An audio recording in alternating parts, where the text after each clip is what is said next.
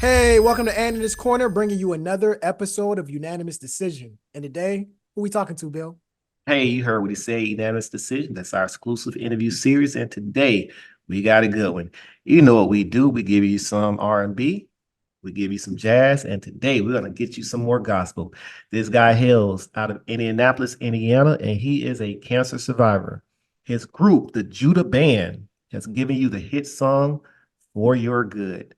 He just dropped a new EP and it is blowing up the charts. Today we have none other than Randy Weston.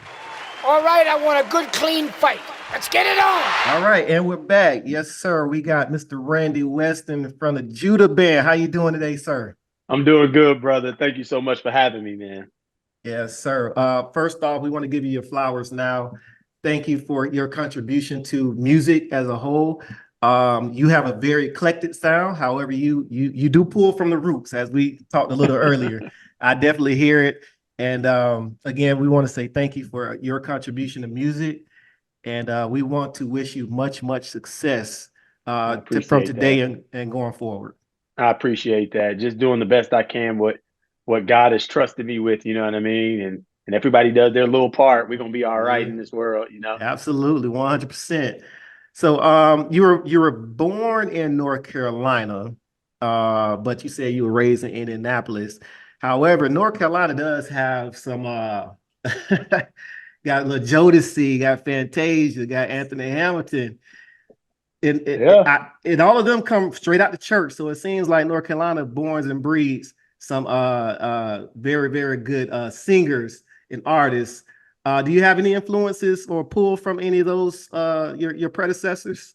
You can't really mention music in the last 20, 25 years without, paying homage to those greats that you mentioned. I don't know how much of that greatness I got coming from North Carolina. I probably got more of the country cooking side from North It's in the Carolina, water. you know. And so maybe I got some in the water, but those are great, to even be mentioned in the conversation today with people like that. I was like, yeah, I'm a little out of my league, but you know, I'm grateful for what I have, what I'm saying, in my heritage that has created this sound that I have, and trying to be authentic and true to it and not run from it. I don't want anybody else's flavor or sound. I really don't. I want to make sure that at the end of the day, when I go to sleep, I gave everybody the best me that I got, you know what I'm saying? And I wasn't duplicating Bill or Barry. I was just doing my thing, you know what I'm saying? If you So duplicate me, you got a problem. No, no, right? I can't sing, so bro, you already winning. Yeah. Now you're definitely winning. And it's nice that it's always refreshing when I hear gospel artists pay respects to artists in different categories and specifically staying on secular artists, especially R&B artists. You when you hear iconic sounds of the 90s and the early 2000s, they're definitely inspired by gospel tracks. Occasionally, we see gospel artists return the favor.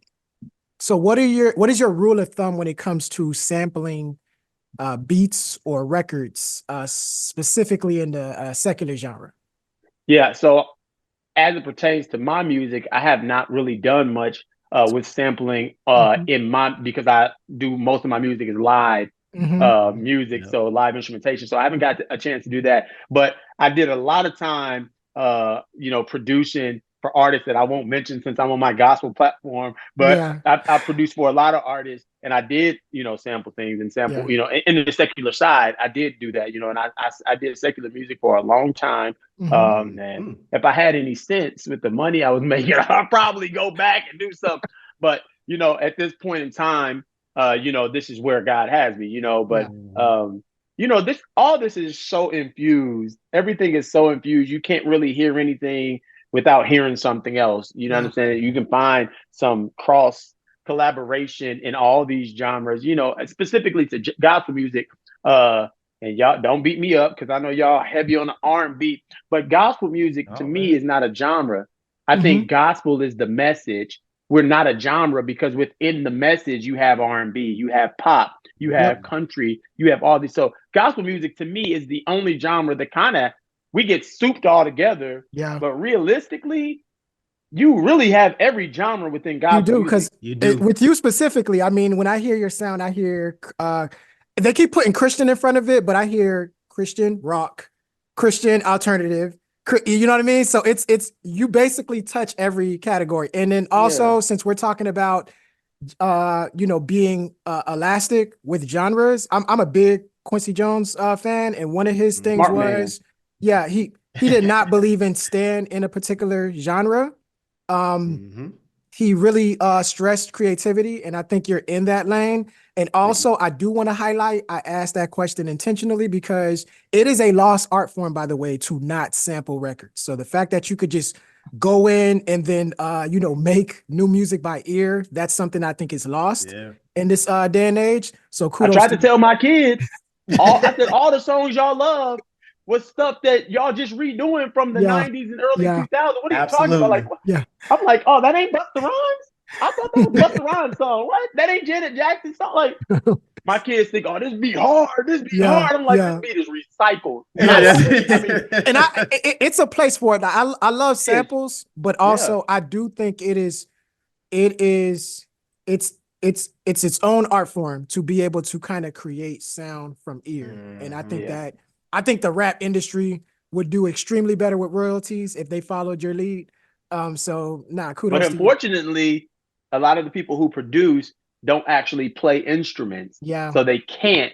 So they Hmm. have, and I'm not knocking them. I mean, however Yeah. you get it, you get it. But they can't sonically sit down and play a piano or Yeah. It's a guitar, bass gift. guitar. So sample who can, you know what I'm Yeah, it's saying? a gift. So Yeah. Yeah. Yeah. for me, that's not my thing because I Mhm. play, I'm actually, a trained musician. So, you know. Oh, wow. Okay.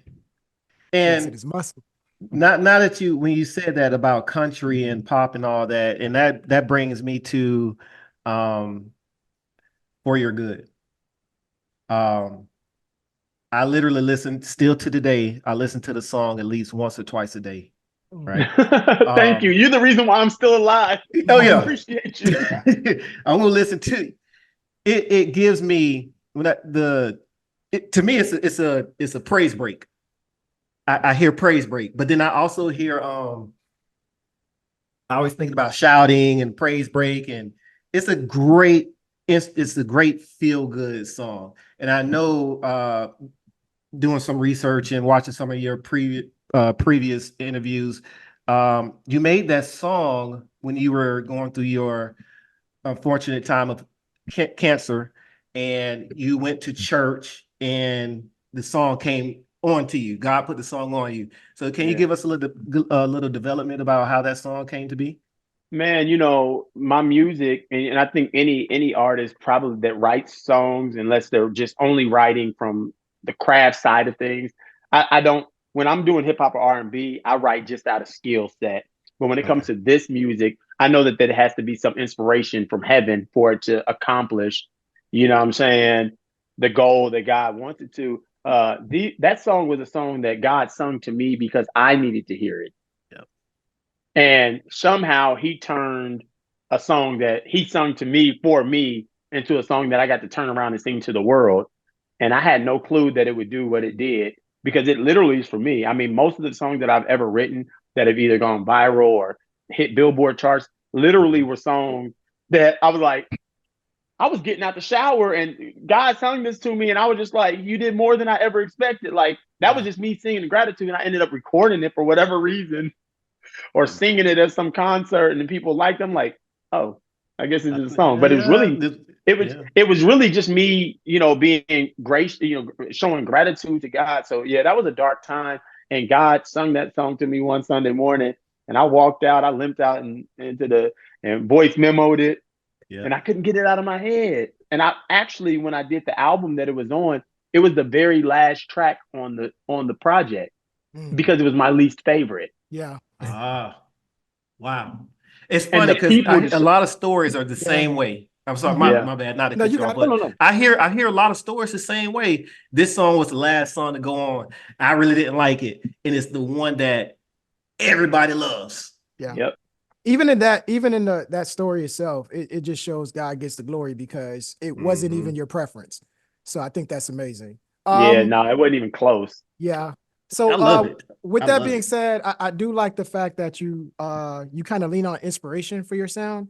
And earlier in the interview, you did kind of highlight and stretch your muscle a little bit, showing that you do occasionally get in the studio for other artists with your pen, with your instruments. Is there any dream collaborations? And when I'm keep in mind, this is kind of like a double question. So you mentioned that there needs to be inspiration behind the music, but that's not only to our ears, but sometimes inspiration happens in the studio. So maybe there's an artist that you want to work with that you could pull from, or you could pour into them when it comes to discipleship. So is there any dream collaboration that you haven't done yet that you kind of have on your bucket list? Yeah, James Brown. Can y'all dig him up? I The mean, everybody Godfather of who funk.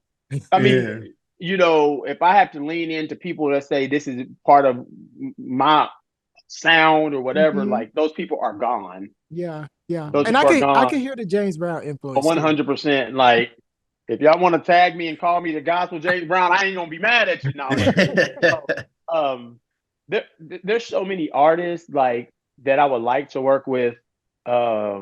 Realistically, I would love to. I want honestly, y'all hate me, and I know I'm so.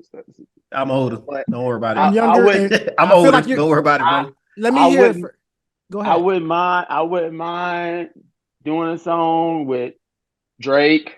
Mm-hmm. I wouldn't mind doing a song with Rihanna. Mm-hmm. I want to do a song with John P. Key, and I Mm-hmm. will. That's Yeah. my Okay. I mean, you godfather. have this is a strong Yep. list. I mean, I you know, man. you had me worried. No, I feel like we're around the same age. So no, Yeah, that's no, I'm 40. I'm yeah. 40. So, I'm you 37, know, 38 this year. yeah, I would love to do some stuff with them, with those people. I mean, because I'm fans of those Yeah. artists. Yeah. Those are people who I'm fans of. So, Mhm. like, to just be in the same space with them, and there's a plethora of other people that I could Yeah. probably name off, too. Mm-hmm. But those come to my mind off the top. Yeah. Nah, I Since y'all spend took Michael Jackson from me, Oh man.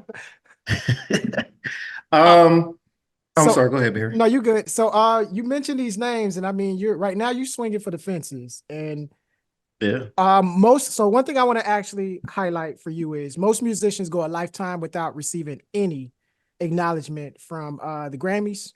And so far you've been fortunate to be nominated twice. So a lot of times I know we don't want to focus on the trophies, and I don't think it cements a person's career. Some of my favorite artists haven't won the Grammy, but I do think it's definitely a crowning achievement to be acknowledged.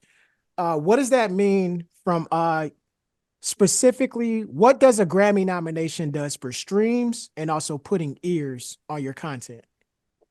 yeah, even though we don't do it for those things, Mm-hmm. for whatever reason, um, especially now in this the world we're in now, especially with the digital age, when you start tagging accomplishments that are held to high value, people become fans Mm-hmm. of which is so weird. Yeah. It's weird that this validates me, Mhm. It is weird. and for some, Yeah, but I also understand the nature of it from a marketing standpoint. From an yeah, marketing standpoint, maybe you didn't know I existed, yeah, right? And so then you see this tag, and then now, excuse me, now I exist or whatever. Yeah. But some people, honestly, I think some people back then you didn't want me. Now I'm high. That is one of the most truest prophecies ever, yeah, ever Yeah. told. yeah, It's just what it is. For some yeah, reason, everybody wants to get on a moving train. Nobody wants to Hmm. start the train. yeah. Yeah. Nobody It's like wants to that get. with films too, because Yeah, I Hmm. mean I'm a film buff, and I know one of the I know. movies I was trying to beg everybody to watch this year was American Fiction, and then when it got nominated, I feel like everybody ran to go watch it. But to be honest, Yeah. you do build a loyal fan base from that. I think the people that are rocking with you in the beginning, definitely that's going to be your core. But Yeah, I think when they hear your sound, a lot of people, like Bill says, he listens to that stream every day, twice a yeah, day. So yeah. you're Yeah. developing some of those fans too. I hope Yeah. so. Absolutely. Congrats on your new album. Thank We you. did speak on it a little off air, but like I stated, it seems as if you're giving reverence to that foot stomping, hand clapping songs, church from back from yesteryears. Is that the direction you were looking forward to going to? Yeah, it was. My agenda with this project really was not the music. It seemed that the only way that I could get people to hear the agenda was to be nostalgic enough for them to remember what it felt like when we told people about Jesus. So testimony service was one of the biggest platforms for us to brag on God, Yeah, right? yeah, yep, yep. We didn't have social media, so if you wanted to brag on God or what he did for you, you couldn't go put it on Facebook. Guess what? I got a brand new car. No, you had to get up, stand up and testify, and brag on him about it. So yeah. in a world that we're all out trying to get our own, we're trying to climb the ladder of whatever we're trying to do. In my mind, I'm like, when was the last time you told somebody, and this is beyond our faith, when's the last time you told somebody some good news that would just inspire them? Yeah. Let's take Christ out of it. Let's take baptism. Let's take everything out of it. When was the last time you went out of your way to say, yo, this happened to me today? Like, yo, good things are still happening. Yeah. You know, and then you add the element of the of Jesus and the cross and all that, and you say, and God gets the glory. Like, so my goal in this record was like, y'all remember when we used to testify? Okay, now that I've got your attention, Jesus Yeah. is still the best thing that ever happened to me. You know what I'm saying? I looked up on Google, and Jesus is the third most famous person to ever walk the earth per Google. Who they have first?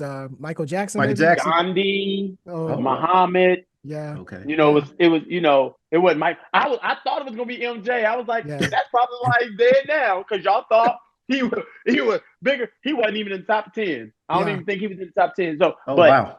I definitely thought that was gonna be a thing. But in my mind, I'm like, wait a minute, the savior of the world, in my perspective, third most important person to walk. My life depends on his death, but he's the third most important person. Yeah. I couldn't rock with it. So I said that, you know why? Is because our testimony is God's greatest marketing plan. And people don't know that when Jesus did his ministry, it only lasted 3.5 years that we can track. Yeah. 3.5 years. But did y'all know that he never really traveled outside of a 2-hour radius of where he was at? He didn't have a plane. He didn't have a.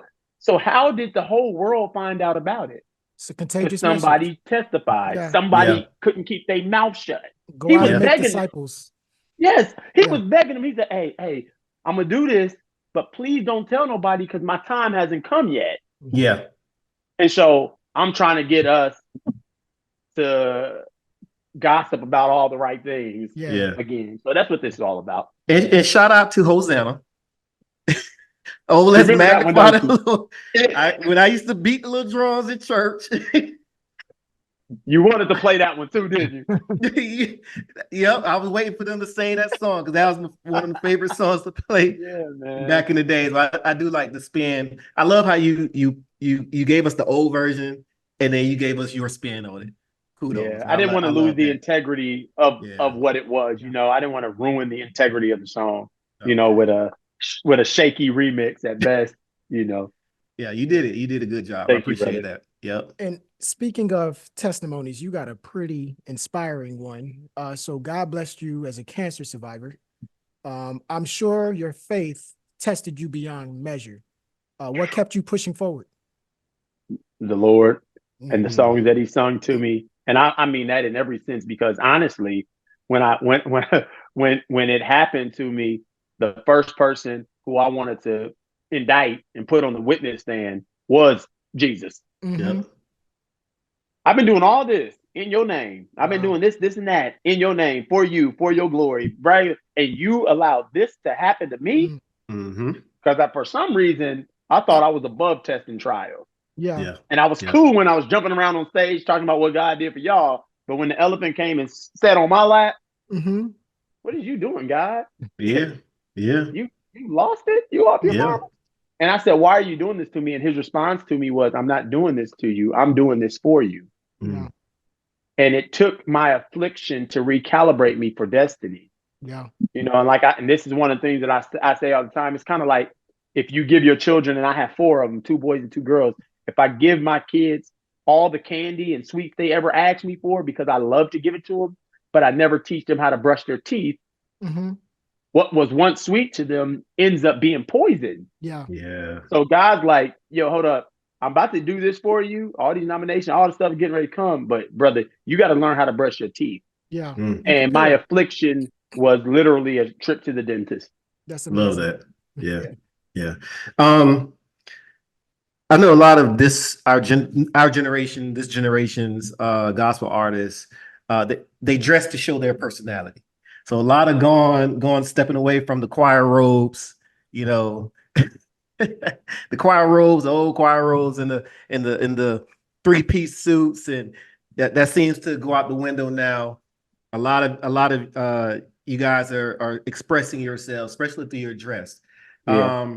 Is the fashion industry something you're looking to go into? Oh, without question. Yeah. That's not. Yeah, I figured that. That's without question. I've already got some suits and some things that are already I'm putting out there and stuff like that. So that's definitely something I want to get into because it is another extension of my creativity. But a lot of artists are wearing different clothes but trying to sound like another artist. So Yeah. can you tell your clothes to match your old flavor as well? Yeah. But no, that's definitely to me, it's a very thin line between all that, even with film. I mean, everything is a very thin line. And as an artist and as a creative, a lot of times now the songs that I write, I'm not even writing them from a sonic standpoint. I'm really writing them from a visual standpoint. When I did the "Oh Lord, I Just Want to Thank You" song, that's a remix on here, realistically, I wasn't arranging that for the sound. I was really arranging that to shoot a video that looked like we had seen in the movie Ray. You know what I'm saying? Like, so you see stories. I mean, you see hear stories first. Yeah. Yeah. And I just try to sonically create what it looks like in my mind. Yeah. So it's kind of backwards in that regard. So by the time your they like, let's lay a visual. Your artistry has like one line where it's you're just as genuine to your sound as you are to your clothing, as you are to your visuals. It's all the same to me. Yeah. It's all the same. And like my clothes may be a lot better than the audio on any given day, but it'll balance out by the time you. But can I turn it back around and find a way to give God the glory in it? And that's all my own agenda. That's all I want to do. I mean, I hear it in this interview. I feel like you've kind of set your agenda aside, and I feel like you're giving praise where you can, and I could definitely tell when somebody really walking the walk. I appreciate that. So it's hard to do, brother. And I'm telling y'all, it's a daily fight because I would be a lot further along if I would lose a little bit of integrity. Yeah. It's harder to do when people are watching. So, so I think you're definitely being tried right now. And from my vantage point, not just stay in the I could jump the line. I could be integral. But the thing is, whatever you did to jump the line, you're going to have to do that forever. Oh, yeah. Yep. Becomes a piece of your identity. Yeah. It's who you are. Like kiss the rear end to get in, buddy. Fuck her up. That's gonna be your life. I'm not willing. I know. Go ahead, Bill. I'm sorry. You got it. We talked about the fashion. You're dabbling into that. Please let us know when it hits because we will definitely support. For sure. You just dropped your EP. I'm sorry, not an EP. Is it EP? Yeah. Okay, EP. You just dropped your EP. Everybody, make sure you guys go stream that, buy it, do whatever you need to do to it. Support. Are you what else is up for Mr. Randy Weston, I'm sorry, and Judah Band? Well, or just for yourself. This EP is actually, again, I told you this is a visual thing first. This EP is actually, the music is just a precursor to the main project, which is a documentary about testimony service. And you got appearances from Donald Lawrence, Kev on stage, Dietrich Haddon, on this documentary. The documentary is we're talking about like the history of testimony, the good, the bad, the ugly, the funny, I ain't gay no more. Like we got everything. So from memes to genuine, Oh, we got everything. Real powerful testimony. So we're telling the whole story, from different perspectives. So that's really what we're doing. And while we're doing that, one of our main things that we do is our 1917 initiative, which is it is our non-shelter homeless initiative. It comes from Proverbs 19:17, which says, when you give to the poor, it's like you're lending to God. So we feed between 150 and 500 people a week. Oh, wow. And that's something that we do. And when we go on tour, we're feeding in every city we go to, or we're passing out hygiene products. We on every Thanksgiving, we have what's called Souls to Souls, and we give away 500, 600 pair of brand new shoes most of the time to our homeless brothers and sisters who are non-sheltered. Gave away $5,000 worth of blankets last year. We lost almost 40 of our non-sheltered here in Indianapolis. We lost about almost 40 people due to the elements. Yep. And so we are trying to fight that. Propane tanks, tents, sleeping bags, and just making people aware. So that's where our heart is. That's one thing that we'll never stop doing. If I stop doing music, I'm still going. 1917 is really going to be my legacy, hopefully, and that is that I spent my time, with the non-shelter homeless. Yeah, no, that's beautiful, man. I'll be in the audience and I'm waiting, man. I'm looking forward to seeing everything that you got going on this year. Absolutely. So, Randy, thanks for joining us. We just lasted 12 rounds with the champ. Yes, how sir. you feel, man? Feeling all right. I'm feeling like I didn't have to take performance enhancing drugs. There we go. Here. Y'all get that later if y'all. Yes, sir. That's been trending lately. That L, y'all got to take that L off of my record. Take it off. No Garcia, baby. So, Randy, where can people find you on social media? Yep, Instagram, Judah_band. It's not a bot. It's not a assistant. It's me. I'm talking to everybody on there all the time. Yeah, Same thing on Judah Band Music on Facebook. I actually engage. I be going through and I hate social media, but that's where you can find us. Yeah, for sure. Ladies and gentlemen, who would you like to see us interview next? Leave your 2 cents in the comment section below. Bill, what's another way they could show support? Hey, like this video, subscribe to the channel, and share our post, share our information. Like, comment, subscribe. Hey, thanks a lot. This has been another Bring me on as a third wheel co-host next time. I'm on it. Let's go. We got you. Yeah. Hey, we're gonna hold you to that. We're gonna hold you to the fire. Thank you, brothers. All right, this concludes another episode of Unanimous Decision. Thank you for tuning in to And in This Corner.